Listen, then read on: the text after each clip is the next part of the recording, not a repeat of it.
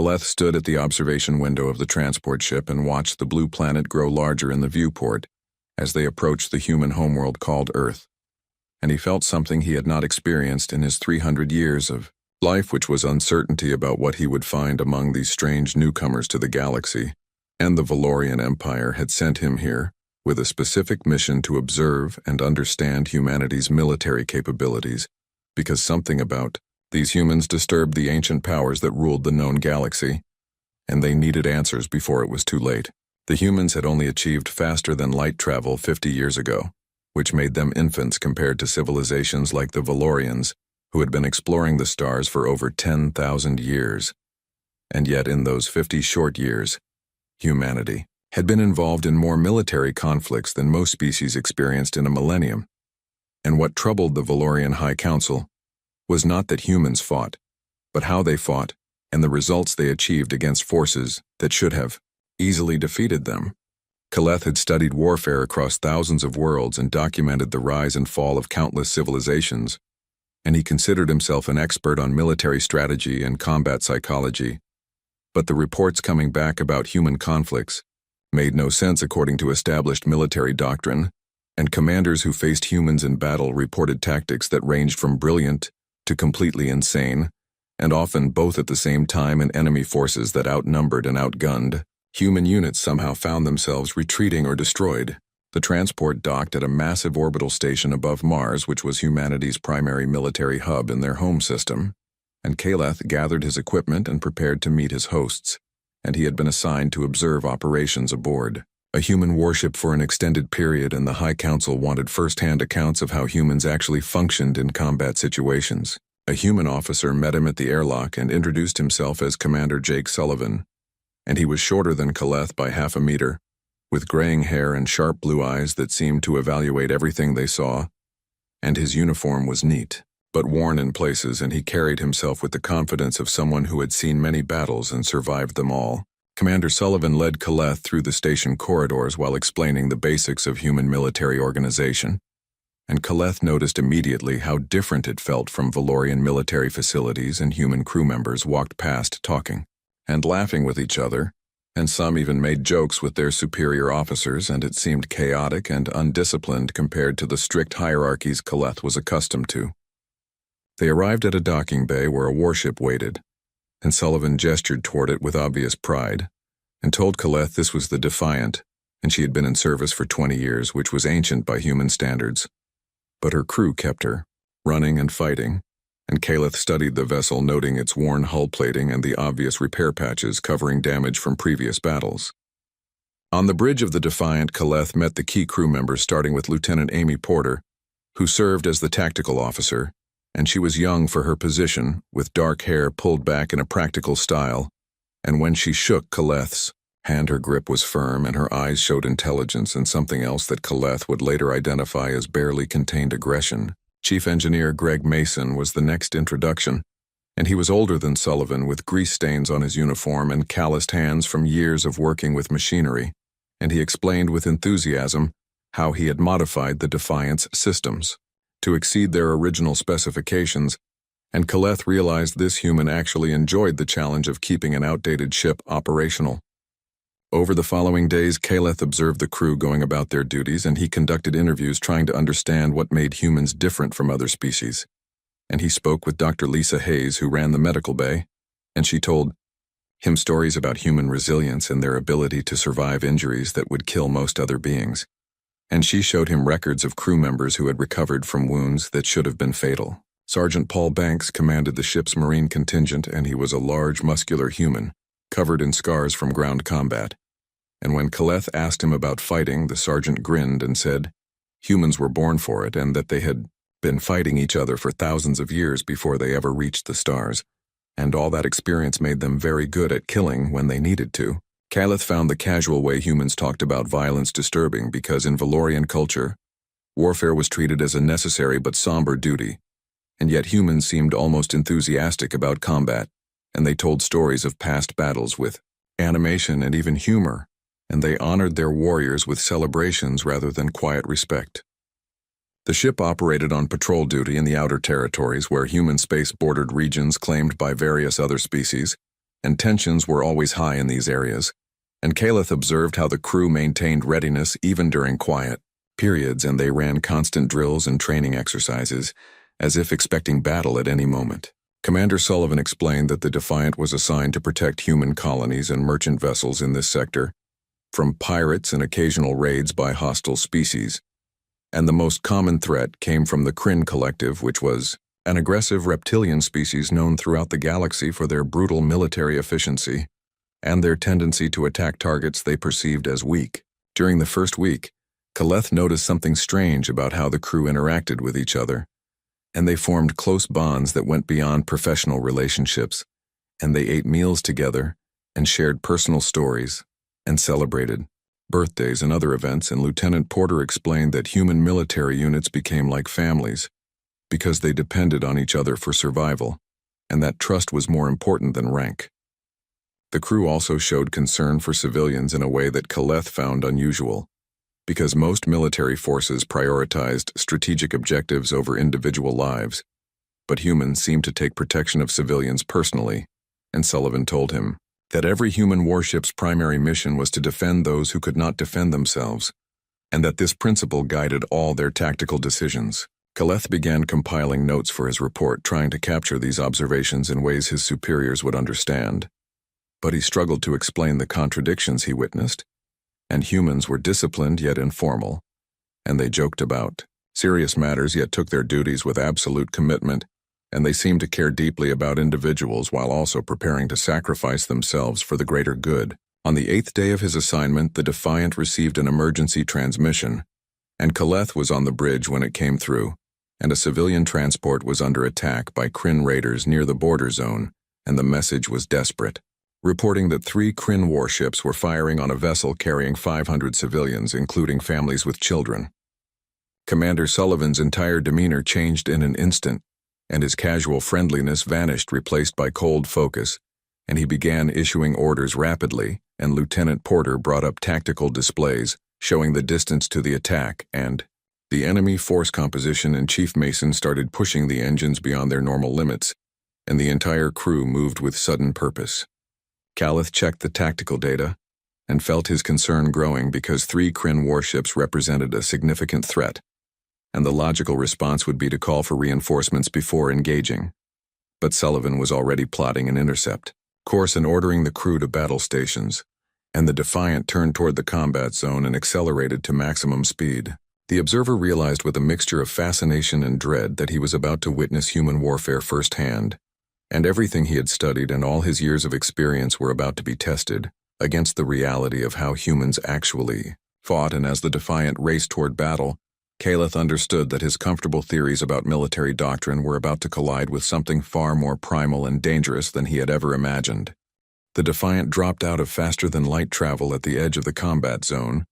and Caleth immediately saw the situation on the tactical displays, and 3 Kryn warships had surrounded a human civilian transport that was venting atmosphere from multiple hull breaches, and the transport's weak shields were failing under the sustained assault,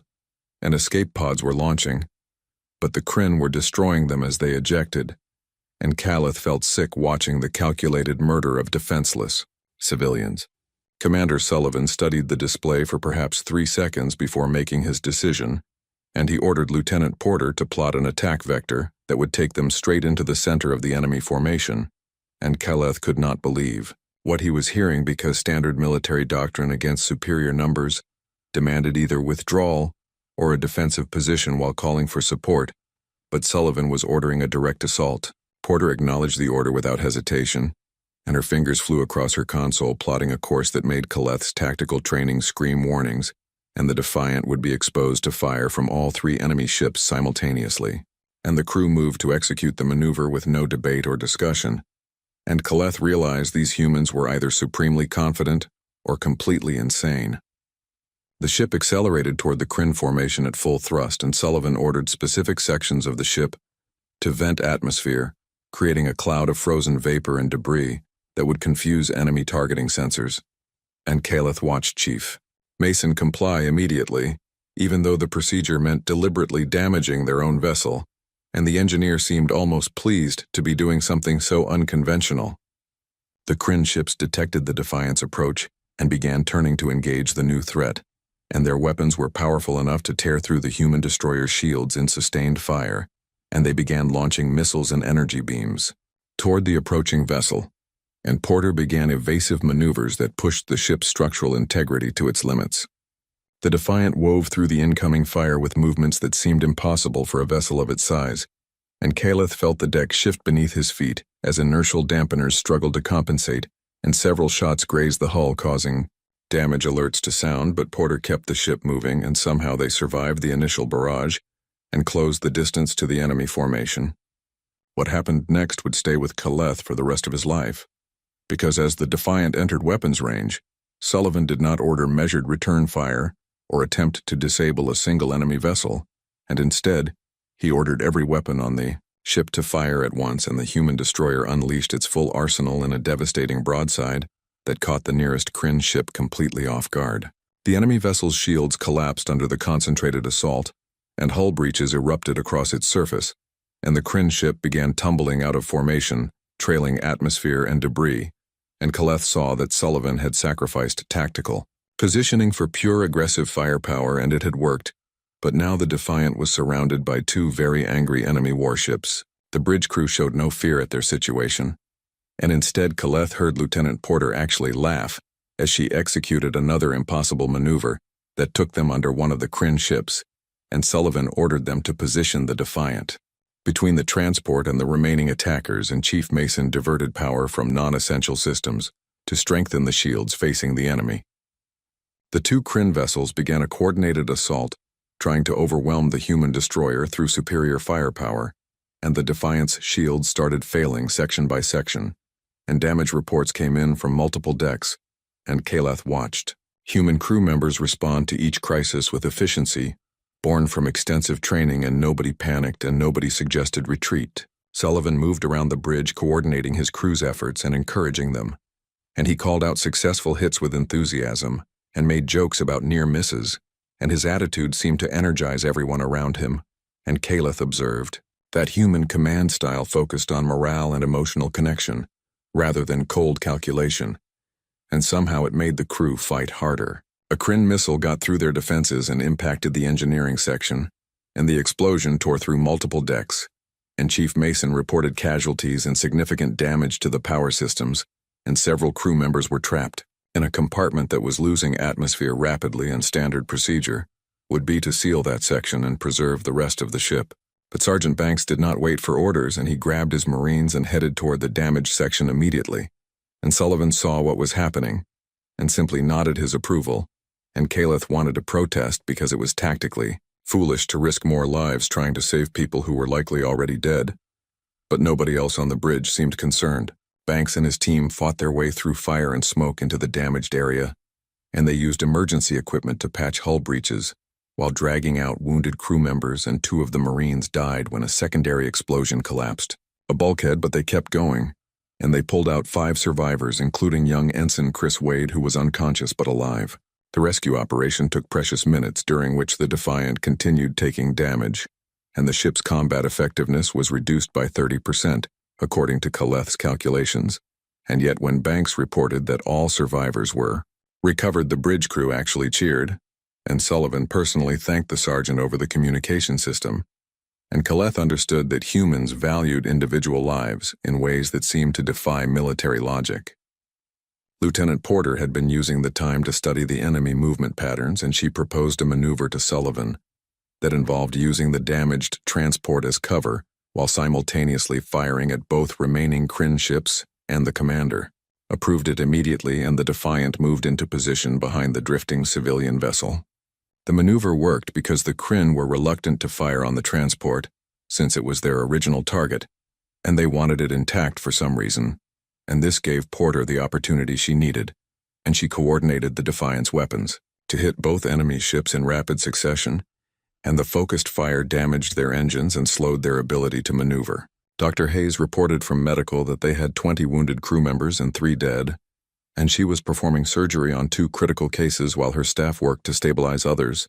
and she asked Sullivan if they could disengage long enough for her to properly treat the casualties, and the commander told her to do what she could, because they were not leaving until the transport was safe. The battle continued for another 18 minutes by Caleth's count, and it was the most chaotic and brutal combat he had ever witnessed, and the Defiant was operating with failing shields and damaged weapons systems and reduced power, but the crew never stopped fighting, and they adapted to each new problem and found ways to keep their ship in the battle. Just when Caleth calculated that the Defiant would be destroyed within the next few minutes, 3 more human warships dropped out of faster-than-light travel and joined the fight, and the reinforcements immediately attacked the Kryn vessels with the same aggressive tactics that Sullivan had employed, and faced with fresh enemies and mounting damage, the Kryn ships made the decision to retreat. The enemy vessels turned and jumped to faster-than-light speed, leaving the damaged transport and the battered Defiant behind. And as soon as they were gone, the human ships immediately began rescue operations, and Sullivan ordered his crew to assist the transport and check for survivors in the destroyed escape pods. The bridge crew started cheering and congratulating each other, and Porter stood up and hugged the crew member next to her, and Chief Mason reported from engineering that the ship was in terrible condition but still functional, and Sullivan allowed himself a small smile and thanked everyone for their performance. Caleth sat in his observer station trying to process what he had witnessed, because by all logical analysis the Defiant should have withdrawn or been destroyed, and the transport should have been lost with all hands. And yet somehow, through tactics that violated every principle of conventional warfare, the humans had won and saved almost 400 civilians. That evening, Caleth attended a memorial service for the crew members who had died, and he watched Commander Sullivan speak about each person personally and share stories about their lives and their service, and the crew cried openly, showing emotions. That would be considered weakness in most military cultures, and yet Caleth sensed that this shared grief somehow made them stronger. After the service, Lieutenant Porter found Caleth and asked him what he thought of his first experience with human combat, and the observer admitted he did not understand how they had survived, and Porter smiled and told him that humans had one advantage that most species lacked, and when Caleth asked what that was, she said simply that humans refused to accept defeat, even when defeat was the logical outcome, and that made all the difference. The Defiant limped into a forward operating base called Station Victory for repairs, and Caleth used the time to continue his observations and interviews, and he needed to understand what he had witnessed during that battle, because his entire military education insisted that the humans should have lost, and yet they had won through sheer determination and tactics that seemed more like controlled madness than proper warfare. Colonel Rachel Price commanded the station, and she invited Caleth to her office, where she had prepared files and records about human military history, and she seemed to understand what the Valorian observer was struggling with, and she told him that most alien species made the same mistake when evaluating humanity, and they tried to apply logical frameworks to a species that operated on different principles. Price showed Caleth records of human conflicts throughout their history, starting with ancient battles where warriors fought with primitive weapons and progressing through ages of increasingly deadly warfare. And Caleth saw wars that killed millions, and conflicts that consumed entire continents, and the sheer scale of human violence against themselves was staggering. And Price explained that every human alive was descended from survivors of thousands of years of constant warfare. The colonel pulled up footage from something humans called the Second World War, and Caleth watched cities burn and armies clash in battles involving millions of soldiers, and Price pointed out that this conflict had occurred less than 200 years ago by human reckoning, and the species had been unified for only 70 years, and before that they had been actively trying to exterminate each other with weapons of terrible power. Caleth asked why humanity had been so violent toward itself, and Price considered the question carefully before explaining that humans evolved as persistence hunters on a world with dangerous predators, and they developed complex social structures and tribal identities, and the same traits that made them cooperative within groups made them competitive between groups, and warfare became woven into the fabric of human civilization. She showed him examples of human military innovations across their history, and Caleth saw that humans had developed thousands of different fighting styles and weapon systems and tactical doctrines, and Price explained that this diversity came from different human cultures all solving the same problems in unique ways, and when humanity unified, they brought all this knowledge together into a military tradition that had depth most species could not match. The colonel arranged for Caleth to observe training exercises, and he watched human Marines practice close-quarters combat with an intensity that seemed excessive for modern warfare dominated by energy weapons and spacecraft. And when he asked about this, a corporal named Nina Foster explained that humans trained for every possible scenario, because human history had taught them that unlikely situations happened with disturbing regularity. Foster showed Kaleth her combat gear and explained each piece of equipment, and she carried a knife even though modern body armor made such weapons nearly useless. And when Kaleth questioned this, she smiled and said her grandfather had carried a knife in combat and his grandfather before him, and it was tradition. And humans valued traditions because they connected them to all the warriors who had come before. Kaleth attended briefings where human officers discussed strategies, and he noticed they referenced historical battles constantly, and they studied conflicts from hundreds or thousands of years ago, looking for lessons that might apply to modern warfare. And Lieutenant Porter told him that human military academies required officers to learn history extensively, because the best way to predict how humans would fight was to understand how they had always fought. During his time at the station, Kaleth also observed human culture during peacetime, and he shared meals with crew members and listened to their music and learned about their families back on Earth and the colonies. And he began to understand that the same intensity humans brought to warfare, they also brought to everything else in their lives, and they loved fiercely and grieved deeply and celebrated with abandon. One evening, Porter invited Kaleth to watch recordings of famous human battles, and she showed him footage from places with names like Thermopylae and Normandy and Stalingrad, and Kaleth watched humans fight against impossible odds and hold positions that could not be held. And the observer asked why these battles were remembered, and Porter explained that humans honored those who fought the hardest, not those who won most easily. She told him about Thermopylae, where 300 Spartan warriors had held a narrow pass against an army of hundreds of thousands for 3 days, knowing they would die, but buying time for their people to prepare defenses. And that battle had occurred over 3,000 years ago, but every human military officer still studied it and drew inspiration from it. Kaleth began to see patterns in human warfare, and they did not fight like other species who sought to minimize casualties and achieve objectives efficiently. And instead, humans often seemed to deliberately choose the most difficult approach, and they valued courage and sacrifice above tactical superiority. And they would rather die fighting than surrender, even when surrender was the logical choice. The peaceful period ended when intelligence reports started coming in about Kryn military movements, and scouts reported that the collective was assembling a massive fleet far larger than any force they had ever gathered, and analysis indicated the target was a human colony world called Sanctuary, which housed 3 million civilians and served as a major agricultural center. Command staff met to discuss the situation, and Kaleth attended as an observer, and the numbers were devastating, and the Kryn were bringing over 200 warships, including several dreadnought-class vessels that each matched multiple human ships in firepower, and humanity could muster perhaps 80 ships to defend Sanctuary, and many of those were older vessels like the Defiant. Kaleth expected the humans to order evacuation of the colony and establish defensive positions at more strategic locations, and when he suggested this, the room went silent, and Colonel Price looked at him with an expression he could not read, and she asked if the Valorian Empire would abandon 3 million of its citizens, and Kaleth admitted they would if tactical analysis indicated the position could not be held. Admiral Helen Price, who was Rachel's sister and commanded the defense fleet, stood up and addressed the room, and she said that humanity had a simple policy regarding their colonies, and they did not abandon their people, and if the Kryn wanted Sanctuary, they would have to pay for every meter of space in blood.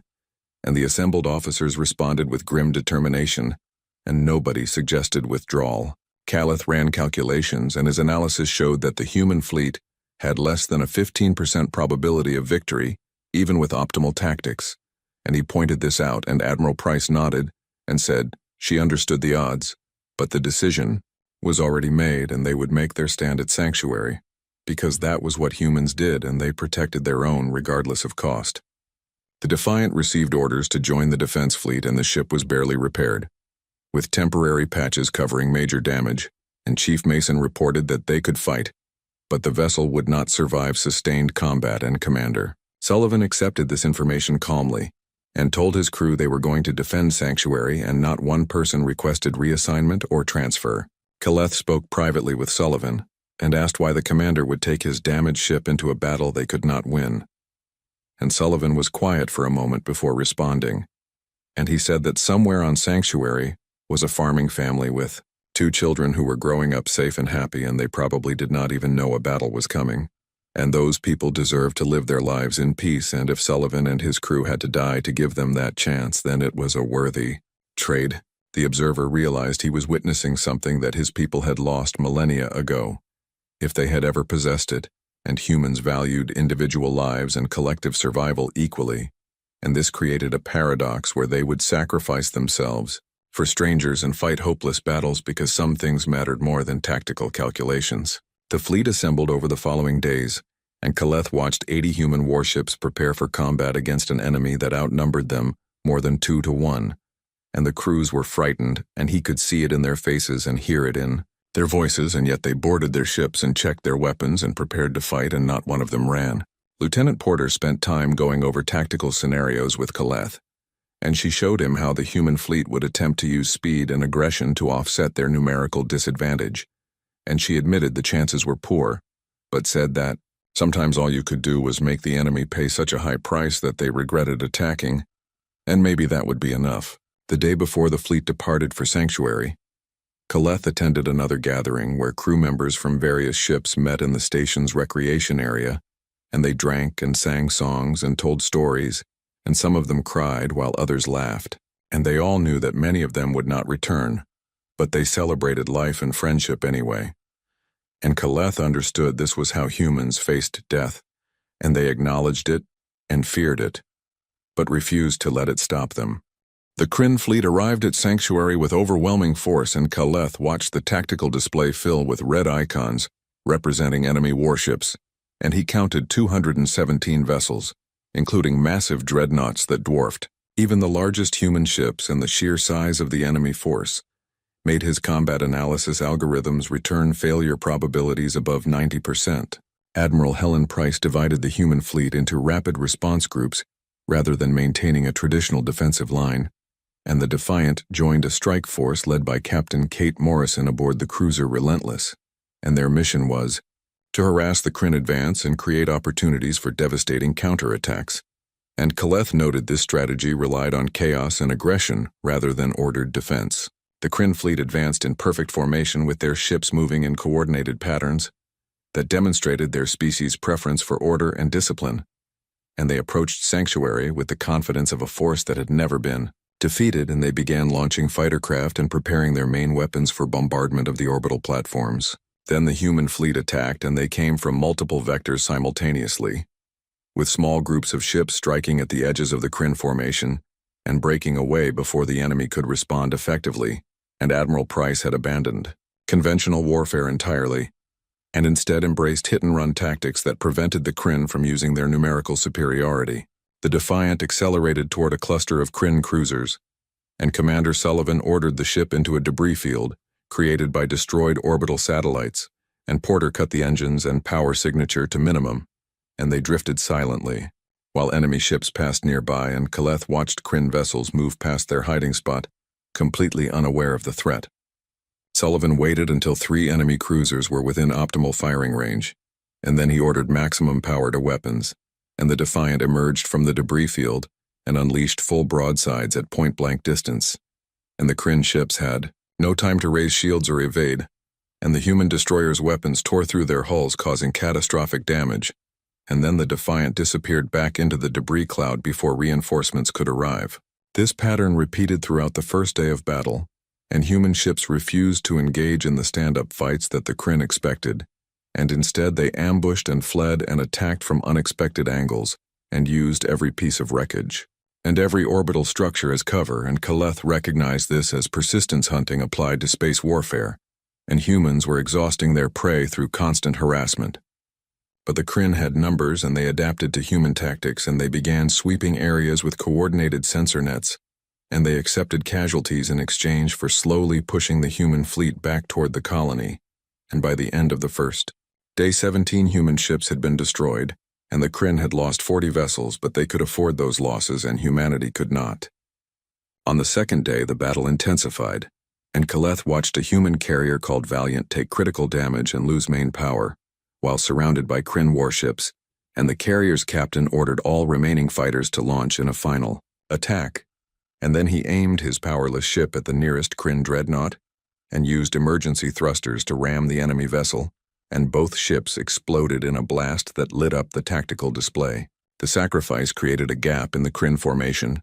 and 3 human destroyers exploited the opening and focused their fire on a Kryn command ship and destroyed it, and the loss of command coordination caused confusion in that section of the enemy. Fleet and Admiral Price immediately sent more ships to exploit the weakness, and for 2 hours the humans pushed back the advance. Lieutenant Porter coordinated the Defiant's movements with incredible skill, and she seemed to anticipate where the enemy would be before they arrived, and she used the ship's inferior speed as an advantage by positioning them in places where faster Kryn vessels could not maneuver effectively, and Sullivan trusted her instincts completely and followed her suggestions without question. Chief Mason performed miracles in engineering, and he kept the damaged ship running through repairs that violated every safety protocol, and he rerouted power systems in configurations that should have caused reactor failures. And when Khaleth questioned one particularly dangerous modification, Mason grinned and said if they were going to die anyway, they might as well die doing something interesting. Dr. Hayes worked constantly in medical treating wounded crew members as they arrived in steady streams, and she had converted the mess hall into emergency surgery space because the medical bay could not handle the casualties, and she operated for hours without rest and saved lives that Khaleth calculated should have been lost. And when he asked how she maintained such focus, she told him that giving up was not an option, because these were her crew and her friends. By the end of the second day, the human fleet was down to 37 operational warships, and the Kryn still had over 120 vessels in fighting condition,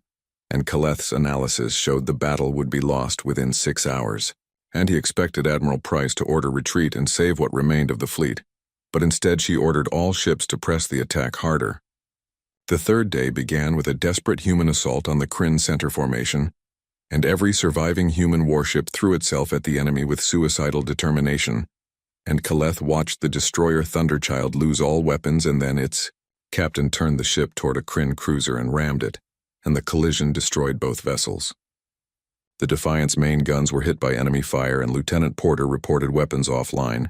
and Sullivan asked Chief Mason how long for repairs, and the engineer said 6 hours minimum, and the commander nodded and told him to prepare the reactor for emergency overload instead, because if they were going down, they would take enemies with them. Khaleth observed the crew accept this decision without protest, and they continued fighting using secondary weapons, and Porter coordinated defensive maneuvers that protected damaged Allied ships, and Sergeant Banks prepared his Marines for boarding actions if any Kryn ships got close enough, and nobody talked about surrender or survival anymore, and they simply fought. The battle reached its critical point when Admiral Price's flagship, the battleship Indomitable, lost main power and began drifting helplessly, and a Kryn dreadnought moved in to destroy the command ship, and Khaleth knew that losing the Admiral would break whatever coordination the human fleet still maintained. Then something happened that Khaleth would spend years trying to explain to his superiors, and civilian ships emerged from Sanctuary, and they were transports and mining vessels and private yachts and personal craft, and they were not warships, and most had no weapons at all, and they flew directly toward the Kryn dreadnought. The civilian ships swarmed the massive enemy vessel, and some rammed it, while others positioned themselves to block its weapons, and they died by the dozens, but they kept coming, and Khaleth watched in horror and awe as people with no military training sacrificed themselves to protect the Admiral's ship, and the Kryn dreadnought's crew seemed confused by this tactic and hesitated, which gave the Indomitable time to restore emergency power. Admiral Price's voice came over fleet communications, and she was injured but alive, and she thanked the civilians for their courage and ordered all remaining warships to form up for a final assault on the Kryn command cluster.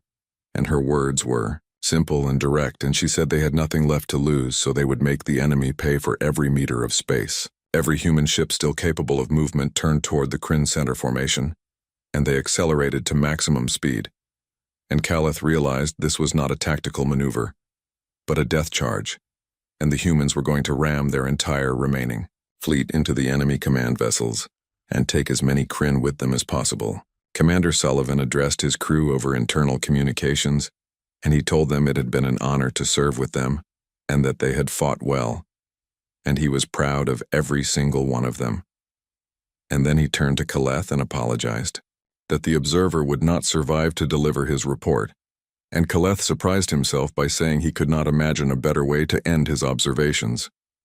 The human fleet crashed into the Kryn formation like a hammer, and ships fired weapons until they failed, and then used their hulls as weapons, and Kaleth felt the Defiant shudder as it collided with a Kryn cruiser, and he saw the view screen fill with fire, and then somehow they were through and still intact, and around them the battle had become pure chaos. The Kryn command structure collapsed under the assault, and their careful formations broke apart,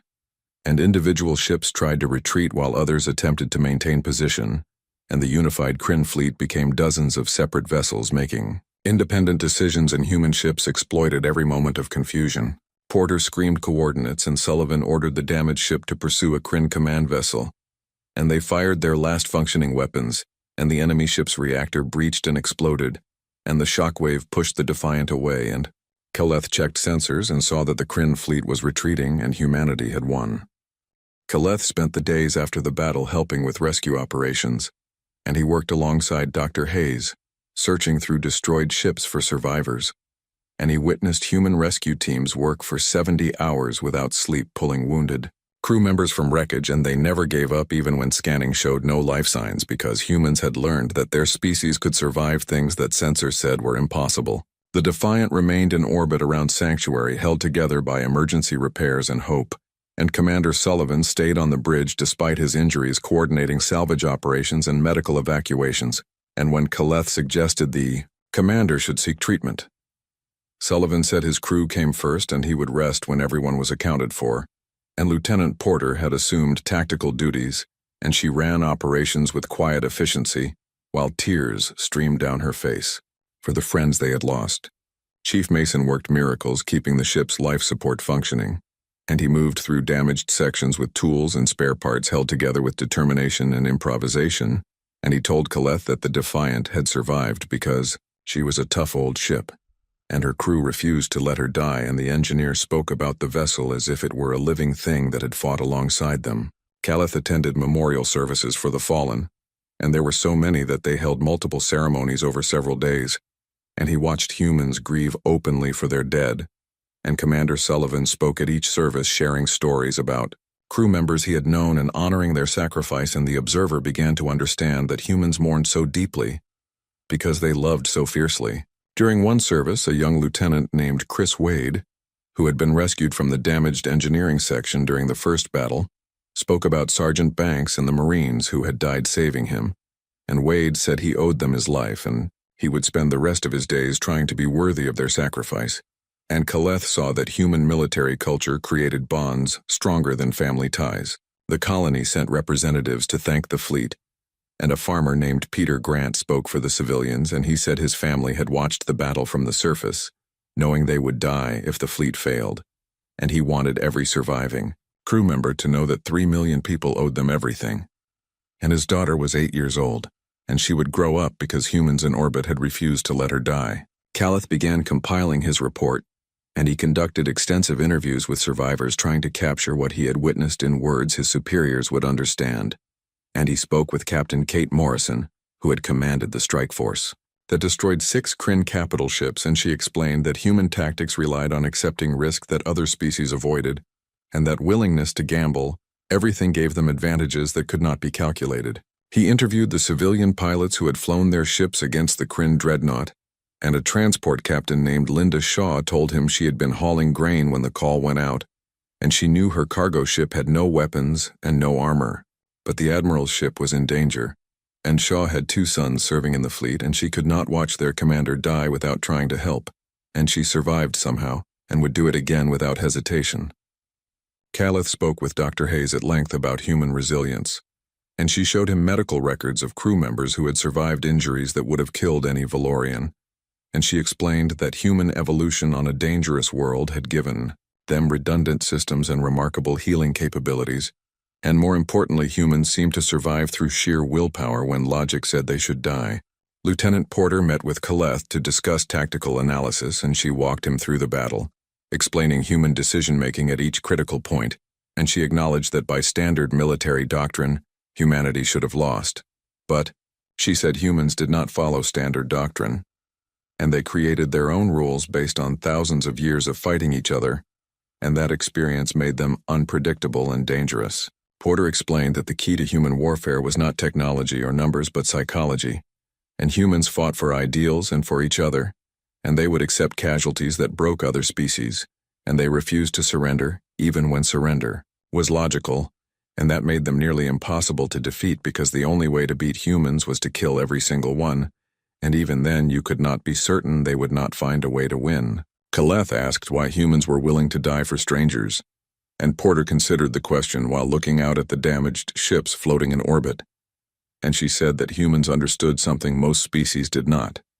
which was that civilization only existed because people were willing to sacrifice for the greater good, and if everyone only cared about personal survival, then society would collapse, and humans had learned this lesson through millennia of conflict. She told him about human military traditions and how soldiers throughout history had held impossible positions and made last stands and sacrificed themselves for their comrades. And these stories were taught to every human child, and they became part of how humans understood themselves and their place in the universe. And when a crisis came, humans drew on these traditions and found the courage to do what needed to be done. Over the following months, Kaleth continued his research and he read human military history extensively and studied their warrior cultures and examined their training methods, and he began to see patterns that explained what he had witnessed. And humans did not separate military doctrine from cultural values, and when they trained soldiers they taught courage and sacrifice and loyalty alongside tactics and weapon systems. He learned that human military academies required officers to study philosophy and ethics in history, and they were expected to understand why they fought, not just how to fight, and this created commanders who led with passion and conviction rather than cold calculation, and their troops followed them because they believed in the cause and trusted their leaders. Kaleth compiled his final report and he struggled to find words that would convey the truth about humanity to his superiors, and he knew many would dismiss his conclusions as emotional contamination from spending too much time with humans but he had witnessed something that changed his understanding of warfare and of civilization itself. In his report he wrote that humanity was not the most advanced species technologically,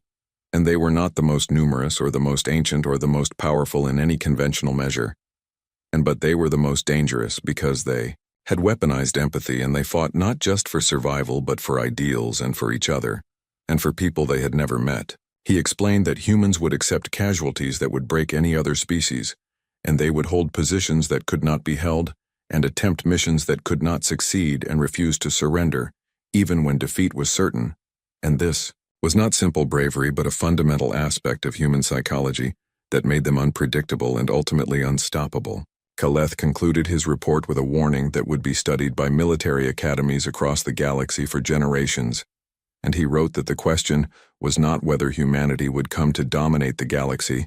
but whether the rest of the species would be wise enough to befriend them rather than oppose them, and he urged the Valorian High Council to seek alliance with humanity immediately. He wrote that he had watched humans battle and discovered why even ancient civilizations should fear them,